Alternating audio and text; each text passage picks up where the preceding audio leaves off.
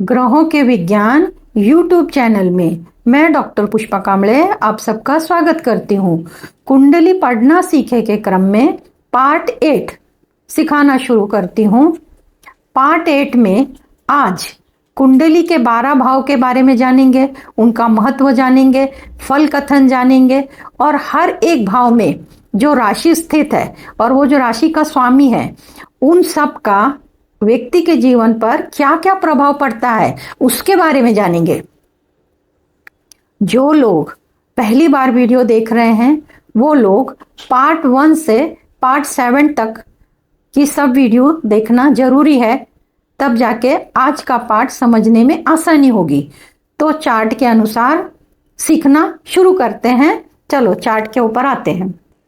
Chart इस प्रकार है।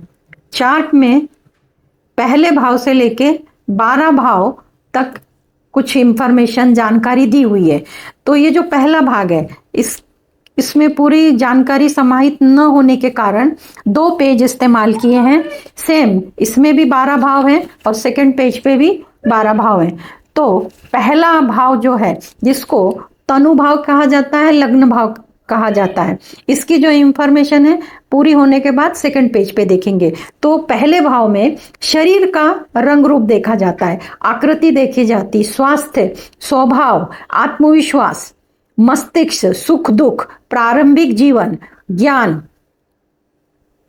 व्यक्तिगत विचार, सिर से संबंधित सभी जानकारी पहले भाव से देखते हैं। अहंकार होगा या नहीं, पूर्वज के बारे में जानते हैं, शरीर सुंदर होगा या कैसा होगा, शरीर देह मन के बारे में जानते हैं, व्यक्ति की प्रारंभिक शिक्षा कैसी होगी वो इस भाव से जानते हैं, कक्षा पहली से लेके कक्षा 8 तक इस भाव से देखा जाता है। इस भाव में यानी कि पहली से लेके 8 क्लास तक जो शिक्षा होती है वो कैसी होगी, एक क्लास में आपको फेल होके दोबारा बैठना है या आप कंटिन्यू उसको हिट करते हैं, ये सब इसी भाव से देखा जाता है। इस भाव में देखते समय दादी का विचार किया जाता है और व्यक्ति की सुंदरता और उसका प्रभाव कैसा पड़ता है लोगों के ऊपर, ये सब पहले भाव से देखा जाता है। इसके बाद की जो इसी भाव से संबंधित दूसरी जानकारी दूसरे पेज पे है वो इस प्रकार। शरीर की सुंदरता, कुरूपता या प्रभावशील व्यक्तिमत्व है या नहीं, मन की शक्ति कैसी, मनोबल कैसा, आत्मा कैसी है, तेजस्विता का गुण है या नहीं है, संपूर्ण स्वास्थ्य इसी भाव से देखा जाता है। बीमारी को 6वें भाव से देखते हैं, पर इस भाव में बीमारी जल्दी ठीक होगी या नहीं ये देखते हैं। शरीर का कौन सा अंग देखते हैं तो वो बीमार कौन सा अंग रहेगा वो देखते हैं। सिर के बारे में, मस्तिष्क के बारे में, बालों के बारे में, सिर की नसों के बारे में, नसों में खराबी है या अच्छी है या बीमार है, ये सब देखते हैं इन भाव से। बुढ़ापा कैसा होगा, बीमारी को झेलते हुए जाएगा या स्वास्थ्य अच्छा होगा, रोग प्रतिकारक शक्ति कैसी होगी, ये हो गया पहले भाव की जानकारी। इसको आप उदाहरण कुंडली से समझते हैं। तो ये एक मेरे पास उदाहरण कुंडली है किसी XYZ की, उनका मकर लग्न शुरू हो रहा है, 10 नंबर की राशि से शुरू हो रहा है। तो जो पहला घर हमने जो पहला घर तनु भाव पढ़ा तो ये पहला घर यहीं से देखा जाएगा। तो जो इसमें मकर लग्न है इसका स्वामी शनि, शनि देखेंगे कहाँ है तो 5वें भाव में, 1 2 3 4 5, 5वें भाव में शनि वृषभ राशि में बैठा है। शनि का वृषभ राशि से मित्र संबंध है, शुक्र शनि के मित्र हैं। ये भाव अच्छा हुआ, राशि अच्छी मिली, इसलिए ये जो पहला भाव हमने पढ़ा ये सभी सुख ये जातक को मिलेंगे क्योंकि इसके पहले भाव का जो स्वामी है वो अच्छी राशि में बैठा है। इसलिए अब हम दूसरा भाव, तो दूसरे भाव से क्या क्या देखते हैं तो ये कुंडली में ये दूसरा भाव है और ये जो उदाहरण चार्ट बताया इसका भी ये दूसरे भाव को क्या बोलते हैं। पहला तो बड़ा नाम है धन भाव, इस जो भाव है इसको धन भाव से पुकारा जाता है, बोला जाता है। तो इसमें देखते क्या है, चेहरा देखते हैं, मुख, दांत, मसूड़े, जीभ, नाक, कान, बैंक बैलेंस, फिक्स डिपॉजिट, वाणी, जड़ जवाहरात, कुटुंब परिवार, नशा, 10वीं क्लास तक की शिक्षा, नशा जो करते हैं वो कौन कौन सी चीजों का करते हैं वो भी विचार इसी भाग से होता है। आर्थिक और पारिवारिक स्थिति, आर्थिक स्थिति कैसी है, गरीब है, अमीर है, मध्यम है, पारिवारिक झगड़े हैं, प्यार से रह रहे हैं, वो पारिवारिक स्थिति देखते हैं। नेत्र के बारे में जानते हैं, भाई चश्मा है तो नेत्रों के रोग हैं, और कुछ है तो नेत्रों के बारे में जानते हैं। और जमा पूंजी, आपका जो भी जमा पूंजी है, जिसको हम बोलते हैं बैंक बैलेंस बोलते हैं, फिक्स डिपॉजिट बोलते हैं, वो किस प्रकार का है भी या नहीं भी है, उसके बारे में जानते हैं। अब इसकी बची हुई जो इंफॉर्मेशन है वो है सेकेंड पेज पे। तो सेकेंड पेज इस तरह है, धन भाव में आर्थिक और पारिवारिक सुख।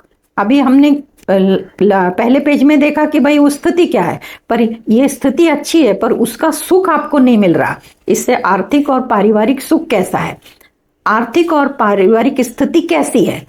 दाई आंख, राइट आई के बारे में जानते हैं, इसमें कोई रोग है या इसमें कोई बचपन से ही कुछ डिफेक्ट है या हमेशा बीमार रहती है, ये सब देखा जाता है। जीभ, अब ये जीभ है तो जीभ से क्या आप मीठा खाने के शौकीन है, तीखा खाने के शौकीन है, और जो भी आपका इसके जो बोलते हैं कि भाई स्पाइसी खाते हैं, वो जो भी खाना है वो सेकंड हाउस से देखा जाता है।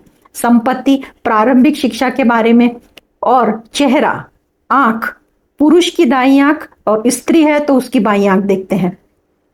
तो ये जब उनके आंखों में तकलीफ होगी तब इस तरह चेहरा, आंख, पुरुष की दाई आंख और स्त्री की बाई आंख देखी जाती है। उसी तरह टालू, और इससे क्या देखते हैं, जब शरीर में फोड़े फुंसी होती हैं और नाखूनों में कुछ तकलीफ होती है, उंगलियों में कुछ तकलीफ होती है, तब ज्योतिष दूसरा भाव देख के उसके रेमेडी देता है, उसके उपाय देता है। तो ये सब कहाँ से देखते हैं, तो दूसरे भाव से देखते हैं। अब इसको उदाहरण कुंडली से देखते हैं। अब ये उदाहरण कुंडली का जो दूसरा भाव है, दूसरे भाव में भी कुंभ राशि है। कुंभ राशि का स्वामी कौन है, तो शनि। शनि आके 5वें भाव में बैठा है और अपने मित्र के राशि में बैठा है, यानी कि ये जो सेकंड भाव है इसका भी इस जातक को अच्छे ही फल मिलेंगे।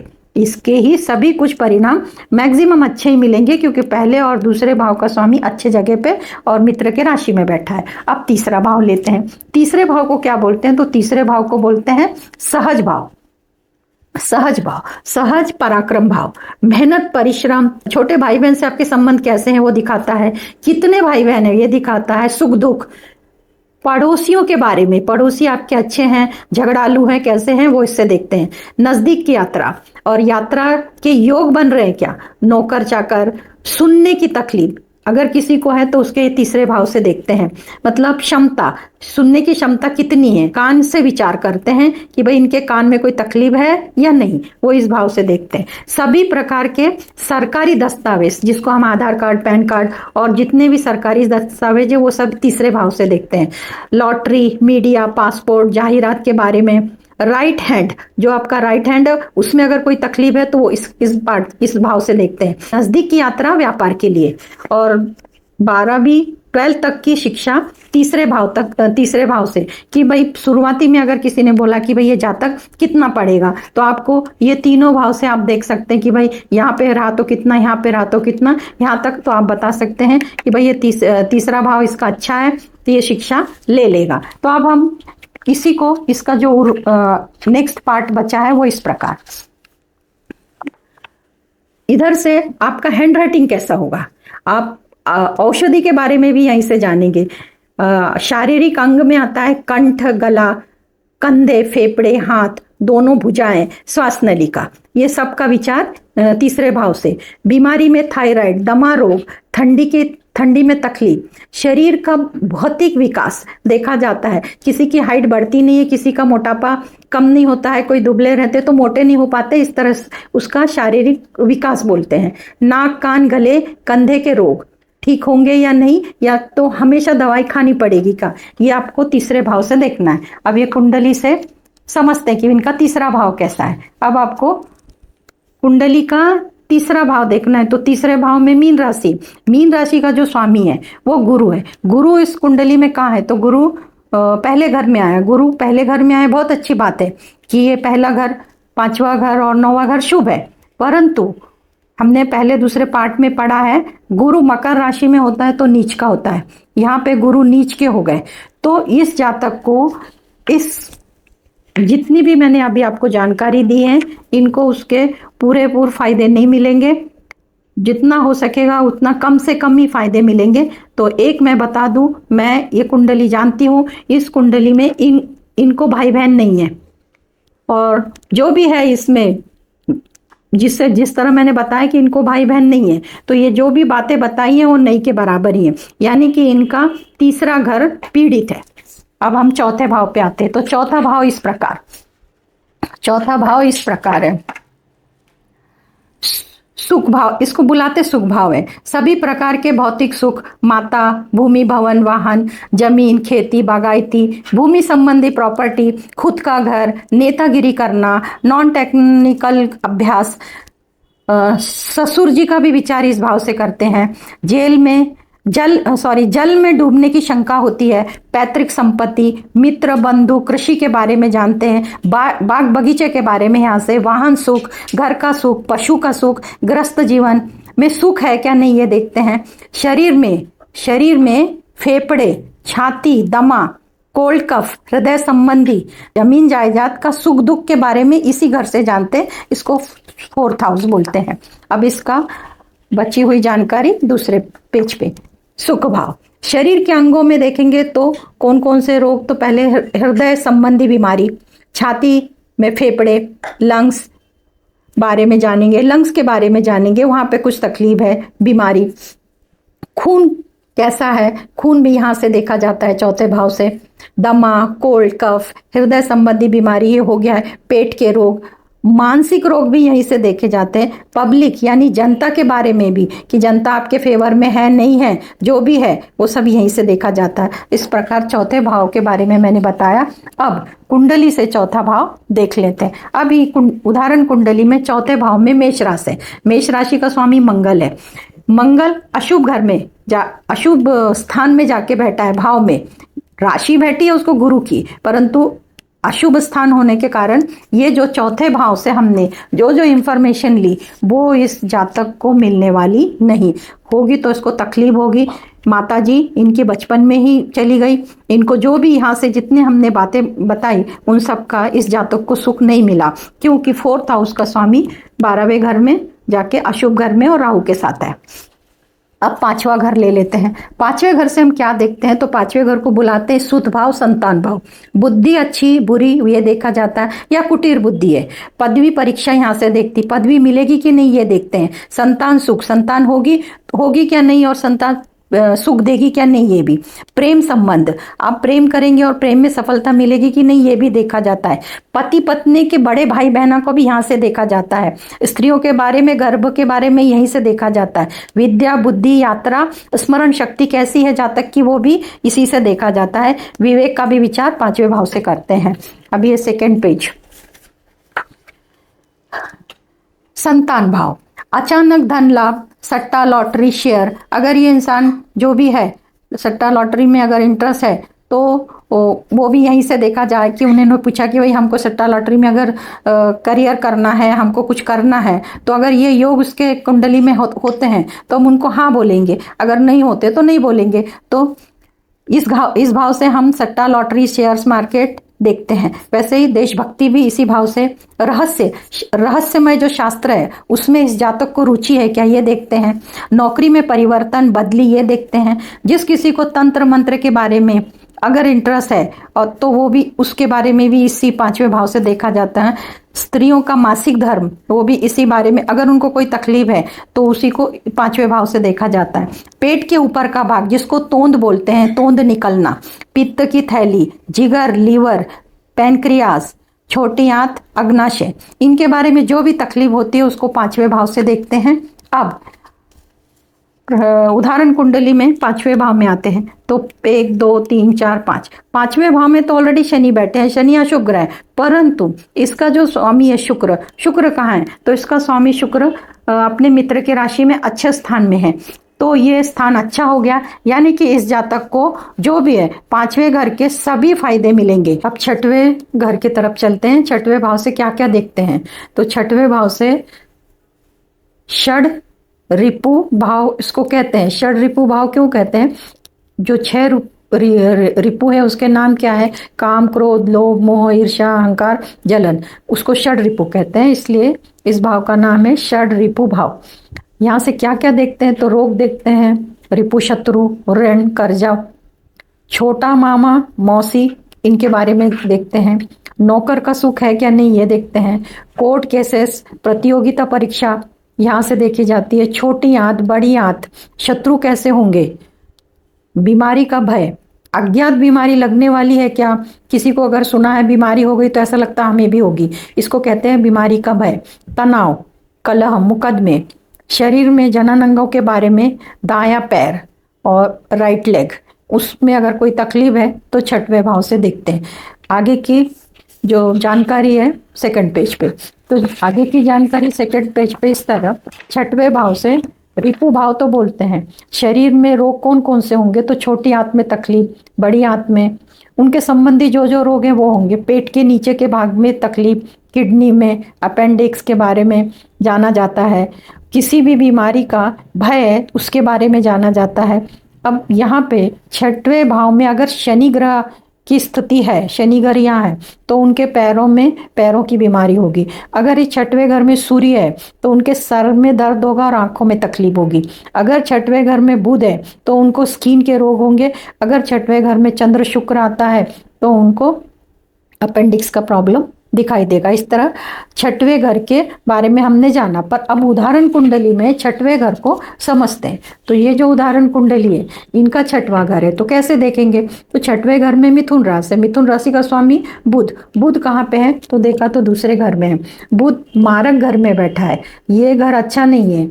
6, 8, 12 और दूसरा और 7वां मारक घर है। ये इसका स्वामी मारक स्थान में बैठने से ये जितने भी हमने इनकी जानकारी ली, इनको इस घर से जितनी भी तकलीफ है इनको सहना पड़ेगा, इनको तकलीफ मिलने ही वाली है क्योंकि इसका स्वामी मारक स्थान पे आ गया है। अब इसके बाद 7वां घर देखते हैं, तो आप जानकारी के लिए 7वें भाव पे जाते, तो 7वें भाव को भार्या भाव कहते हैं। अब ये भार्या भाव में पति पत्नी के बारे में, पति है तो पत्नी और पत्नी है तो पति के बारे में, ससुराल पक्ष के बारे में जानते, व्यवसाय, पार्टनर, डेली वेजेस के जो व्यवसाय है उसके बारे में, हवाई जहाज यात्रा, विवाह संबंधी सभी जानकारी यहाँ से मिलती है।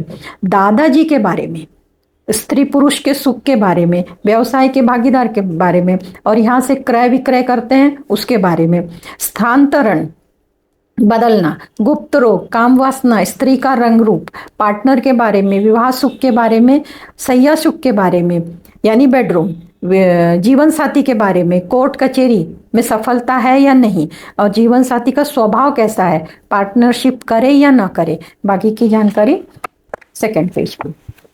तो भार्या भाव में शरीर में मूत्राशय संबंधी विकार, रोग, काम विकार, काम वासना, यूरिन संबंधी अंग का विचार, इन्फेक्शन, गर्भाशय के बारे में, गुप्तांगों के बारे में, स्त्री पुरुष के गुप्त रोगों के बारे में यहाँ से जाना जाता है। इस तरह 7वें भाव से क्या क्या देखा जाता है वो देख लिया। अब 7वें भाव से कुंडली का अध्ययन करते हैं। कुंडली में 7वें भाव में कर्क राशि है। अब ये कर्क राशि का स्वामी चंद्रमा, चंद्रमा कहाँ है, तो षड रिपु के घर में आ गया, 6वें घर में आ गया। 6, 8, 12 अशुभ है। तो जितना भी अभी अपन जानकारी लिए वो सब के इनको दुष्परिणाम मिलेंगे, इनके परिणाम अच्छे नहीं मिलेंगे। अब आते हैं 8वें भाव पे। 8वें भाव, अब 8वें भाव को बोला जाता है मृत्यु भाव, इसको आयु का भाव भी बोलते हैं। आयु भाव गुप्त धन, संघर्ष, अचानक जो कुछ भी होना है अचानक होता है, दुर्घटना, अचानक धन लाभ। आयु का निर्धारण भी इसी भाव से होता है कि आप कितना जियोगे, आपकी कितनी लंबी जिंदगी होगी।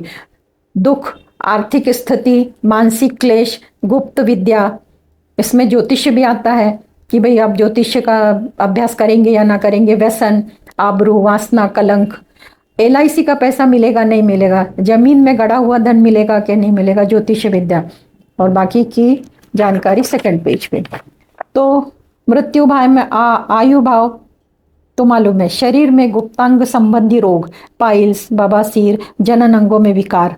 लग्नेश अष्टमेश दोनों में से जो बलवान होगा उसका फल अच्छा मिलेगा। अब ये 8 कुंडली है, ये कुंडली का 8वां घर है सिंह राशि, इसका स्वामी रवि, वो भी मारक के स्थान में बैठ गया। तो जितना भी अपने जानकारी ली वो सब इनको पूरी नहीं मिलेगी क्योंकि इसका स्वामी मारक के स्थान में बैठने से इनको पूरे शुभ फल नहीं मिलेंगे। पर जो एक वाक्य लग्नेश और अष्टमेश दोनों में से जो बलवान, तो लग्नेश कौन है, शनि। शनि अपने घर में अपने मित्र के घर में बैठा है और 5वां घर यानी कि शनि यहाँ पे बलवान हो गया, और अष्टमेश मार्केश हो गया, यानी कि इसमें से इनका जो स्वामी शनि है, तो इनको इतने बुरे परिणाम नहीं मिलेंगे, क्योंकि दूसरा सूत्र इनको लागू पड़ रहा है। क्योंकि लग्नेश भारी भक्कम है, बलवान है, और अष्टमेश कमजोर है, तो इनको जितना अभी जानकारी ली उसका इनको लाभ मिलने ही वाला है। अभी नेक्स्ट नौवा घर। अब नौवे घर में हमसे क्या क्या देखते हैं, नौवे घर को क्या बोलते हैं, तो उसको भाग्य भाव बोलते हैं, धर्म भाव बोलते हैं। धर्म, कर्म, ईश्वर भक्ति, दूर की यात्रा, हवाई यात्रा, धार्मिक स्थलों की यात्रा। दूसरा विवाह भी यहीं से देखते हैं, उच्च पदवी मिलेगी क्या नहीं मिलेगी, पति पत्नी के छोटे भाई बहन, भाग्य, धर्म, पुण्य कर्म, तीर्थ यात्रा, मंत्र ज्ञान, वैराग्य, परोपकार, गुरु ज्ञान, दान, ग्रंथ, पुस्तक लेखन, धर्म, कर्मकांड, छोटे भाई की पत्नी। इतना सब यहाँ से देखते हैं पहले चार्ट पे, और बाकी की जानकारी सेकंड पेज पे। भाग्योदय स्थान, आध्यात्मिक प्रगति, देवता, श्रद्धा, परोपकारी। शरीर में जंघा का भाग है, स्त्रियों के नाभि के नीचे का भाग आता है, उस संबंधी जो भी देखा जाता है बीमारी, नौवे भाव से देखते हैं। अब इसी नौवे भाव को कुंडली से देखते हैं। तो नौवे भाव में उदाहरण कुंडली में कन्या राशि, कन्या राशि का स्वामी बुध वही मारक स्थान में बैठा है। तो यह स्थान के जितने भी सुख और जितने भी जानकारी पड़ी है उसका फायदा इनको नहीं मिलेगा, क्योंकि मारक स्थान में इसका स्वामी बैठा है। अभी 10वें घर के बारे में जानते हैं। तो 10वें घर को क्या बोलते हैं, तो 10वें घर को बोलते हैं कर्म भाव। कर्म भाव में से क्या क्या देखते हैं, तो यश, कीर्ति, प्रसिद्धि, सरकारी खाजगी नौकरी, राजनीति, शासकीय कामकाज, पिताजी के बारे में सुख दुख, राज्य, प्रतिष्ठा, जीविका के साधन, कहाँ कहाँ से आप क्या क्या कमाओगे वो सब यहीं से देखा जाता है। नेतृत्व करने की क्षमता, विदेश यात्रा, सफलता, असफलता, पद प्रतिष्ठा, सासू माँ के बारे में भी यहाँ से जानेंगे। सामाजिक सम्मान, बॉस, कार्य क्षमता, पितरों का सुख, नौकरी, व्यवसाय, शासन से लाभ, नौकरी में प्रमोशन, बढ़ती, नौकरी में तकलीफ। शरीर में घुटनों के बारे में देखा जाता है। बाकी की जानकारी नेक्स्ट पेज पे। शरीर में घुटनों की बीमारी, घुटनों का दर्द, जॉइंट पेन, ऑपरेशन, आर्थराइटिस की बीमारी होती है। घुटनों संबंधी जो भी रोग हैं वो 10वें भाव से देखते हैं, जिसको कर्म भाव बोलते हैं। अब इसको उदाहरण कुंडली से समझते हैं। उदाहरण कुंडली में 10वें भाव में तुला राशि, इसका स्वामी शुक्र कहाँ, तो पहले स्थान में बैठा है। तो इस भाव में जो भी जानकारी पड़ी है, शुक्र मित्र के राशि में है, ये स्थान के मैक्सिमम फायदे ये जातक को मिलेंगे, क्योंकि 10वां घर बलवान भी है और शुभ ग्रह के साथ शुभ ग्रह बैठा है। अब 11वां घर लेते हैं। 11वां घर से क्या क्या देखते हैं, तो 11वां घर को पुकारते हैं, इसका नाम है आय भाव। लाभ के प्रकार, आपको किस किस प्रकार से लाभ हो रहे हैं वो यहाँ से देखा जाता। आमदनी, इच्छा पूर्ति, छोटी मोटी बीमारी भी यहाँ पे, उपलब्धि, प्राप्ति, और उदाहरण, अगर आपको कोई अवार्ड मिलना है जिसको बोलते हैं पद्मश्री, ऐसे जो अवार्ड है वो यहाँ से देखे जाते हैं, आपको सम्मानित किया जाता है। बड़े भाई बहन के बारे में यहाँ से देखते हैं कितने होंगे या उनके सुख मिलेंगे क्या नहीं मिलेंगे। पुत्र वधु, अगर आपका बेटा है तो आपका बेटा है तो बेटे की जो पत्नी है वो यहाँ से देखेंगे। अगर आपकी बेटी है तो बेटी का हस्बैंड वो यहाँ से देखेंगे, इसलिए उसको पुत्र वधु वर इस स्थान को बोलते हैं। आय के साधन, दाया कान, मित्र यहाँ से देखते हैं। उपहार आप यानी कि आपको गिफ्ट कितना मिलेगा नहीं मिलेगा, मिलेगा तो कैसा मिलेगा, वो सब यहीं से देखते हैं। भेंट वस्तु, लाभ, रत्न, अलंकार। लेफ्ट हैंड, अगर लेफ्ट हैंड में कोई तकलीफ है तो 11वें भाव से देखेंगे। उस तरफ पिंडलियां, टखनों तक के बारे में यहाँ से देखते हैं। अब आगे की जानकारी दूसरे पेज पे। लेफ्ट नाक, कान, पैर और टखनों के संबंधित रोग होते हैं तो 11वें भाव से देखते हैं। अब कुंडली, उदाहरण कुंडली में 11वें भाव को समझते हैं कैसे। तो 11वें भाव में 8 नंबर यानी कि वृश्चिक राशि है, इसका स्वामी मंगल है, तो वो भी जाके 12वें घर में बैठा है। तो इसके जो भी जानकारी है उसके संबंधित शुभ फल इनको नहीं मिलेंगे, या मिलेंगे तो कम मिलेंगे। क्यों? क्योंकि 6, 8, 12 या शुभ स्थान है, दूसरा 7 या शुभ स्थान है, तो इसका स्वामी अशुभ स्थान में और राहु के साथ बैठने के कारण 11वें के उनको पूरे फायदे लाभ नहीं मिलने वाले। अब 12वां घर, 12वां घर का नाम है व्यय भाव। इसमें खर्चे का भाव भी बोला जाता है, सैया सुख यानी कि बेडरूम, परदेश यात्रा, कारागृह म्हणजे जेल यात्रा, दवाखाना आईसीयू, पिताजी के छोटे भाई बहन के बारे में, और जो बड़े डैम हैं, जलाशय हैं, उनके बारे में यहाँ से देखते हैं। बंधन योग भी, जिसको जेल में जाने के बाद जो शिक्षा होती है उसको बंधन योग बोलते हैं। जलाशय, सरोवर, हानि लाभ यहाँ से, दंड सजा यहाँ से देखते हैं। मृत्यु, कर्ज, नुकसान, अनैतिक आचरण, ये सब 12वें घर से देखते हैं। बाकी की नेक्स्ट पेज पे यहाँ से जेल यात्रा तो देखते हैं। व्यसन, गुप्त शत्रु, नींद ना आना, मोक्ष मिलने के लिए इस घर को देखा जाता है। मोक्ष के लिए साधना करना इस घर से देखा जाता है। और शरीर के अंगों में आता है पांव, एड़ी, उंगलियां, थकान, इनसे संबंधित रोग, डिप्रेशन, ये सब 12वें घर से देखते हैं, जिसको व्यय भाव कहते हैं। अब 12वें घर को कुंडली की मदद से समझते हैं। तो 12वें घर में 9 नंबर है, यानी कि धनु राशि। धनु राशि का स्वामी गुरु। गुरु अपने घर पहले घर में है। गुरु इसका स्वामी पहले घर में, पहला घर लग्न, ये शुभ होता है। तो ये जितने भी 12वें घर की जितनी भी जानकारी अभी बताई, ये सब के फायदे इनसे इनको मिलने वाले हैं, क्योंकि इसका स्वामी पहले घर में आ गया। ये हुई एक बात कि इसका स्वामी पहले घर में आया तो पहला घर शुभ है, परंतु गुरु यहाँ पे मकर राशि में है, तो गुरु की ये मकर राशि नीच राशि हो गई। इसलिए अभी जो 12वें घर से बताई हुई जितनी भी जानकारी है, इनको उसका लाभ होने वाला नहीं। सिर्फ इसको स्थान अच्छा मिला, पर जो राशि है वो इसकी नीच राशि है, तो पूरे इसके फल उनको मिलने वाले नहीं, ऐसा समझ में आना चाहिए। अब ये 12 ही भाव के बारे में बताकर हो गया। आई थिंक आपको समझ में आ गया।